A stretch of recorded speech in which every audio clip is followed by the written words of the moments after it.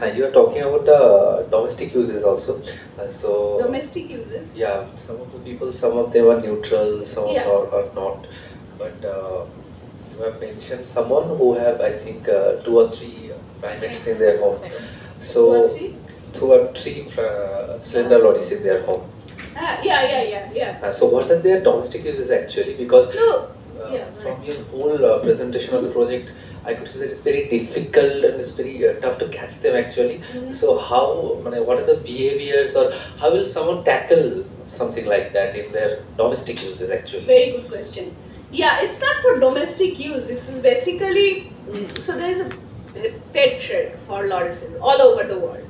Slow loris, pygmy loris. There are 3 different kinds of lorises. There is a slow loris, which is found in northeast India from Darjeeling onwards. And there is slender loris, which is southern India and Tamil Nadu, Sri Lanka. And then there is a pygmy slow loris, which is found in Vietnam, Southeast Asia, mostly in Vietnam and surrounding countries, Cambodia and all. So all 3 of them are used as pets, or used to be used as pets, and it gets all over the world, especially in America and Southeast Asia. So pet trade has been controlled now, through the wildlife trafficking, and stuff like that. We're trying to control it.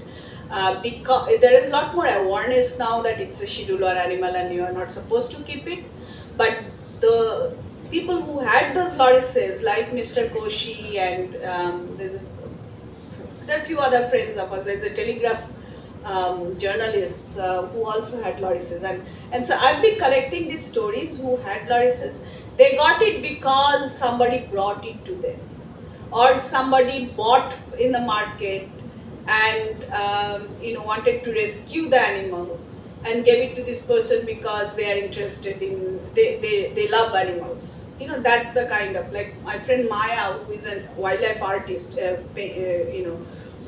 painting and drawing.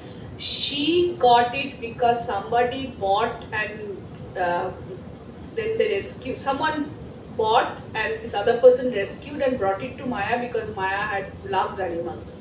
And Maya is my age, so this was when she was a teenage kid. So it's in the 80s.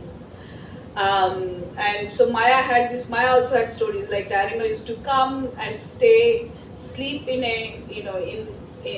near her bed, under her bed during the daytime, and at night it would go through the window, go in their bagan. Because a lot of people had gardens in Bangalore city at the time, so they would go in the garden, forage, and then come back as soon as it becomes, the sunrise happens. Just before sunrise, it would come back. And then this Telegraph journalist told me that he got it also again. Somebody rescued and gave him, and he used to keep it. He used to take it to school. He would put it in a pocket in the loris, and then he would bike to school. Cycle to school, and when he would reach to school, he would keep it under the bench. The animal would actually find a corner under the bench and sleep. And then when the school ends, he would take it and put it in the pocket and bring it back home. So this really nice connection people have with when they had it as pets. But again, those time lorises were more common in the city because there was a lot of canopy covers. And in a place outside Bangalore, there is a person, there's a school teacher who actually managed a tiny little patch of forest where there are lorises. And he's doing his stuff by himself in Kannada, in local languages. So he's creating awareness. They're very friendly. Not very friendly. They are extremely shy.